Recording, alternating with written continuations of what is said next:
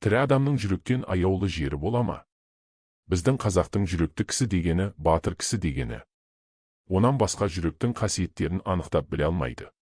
Рахымдылық, мейірбандылық, әртүрлі істе адам баласын өз бауырым деп езіне ойлағандай оларға да болса игі ет демек, бұлар жүрек ісі. Асықтық та жүректің ісі. Тіл жүректің айтқанына көнсе, жалған шықпайды. Амалдың тілін алса, жүрек ұмыт қалады. Қазақтың жүректісі мақтауға сыймайды. Айтқанға көнгіш, уағдада тұрғыш, бойын жаманшылықтан тез жиып алғыш, көштің соңынан итше ере бермей, адасқан көптен артының басын бұрып алуға жараған, әділетті ақыл мойындаған нәрсеге, қиында болса мойындау, әділетті ақыл мойындамаған нәрсеге, оңайда болса мойындамау, ерлік, батырлық осы болмаса, қазақтың айтқан батыры әншейін жүректі емес, қасқыр жүректі деген сөз. Қазақ та адам баласы ғой, көбі ақылсыздығынан азбайды.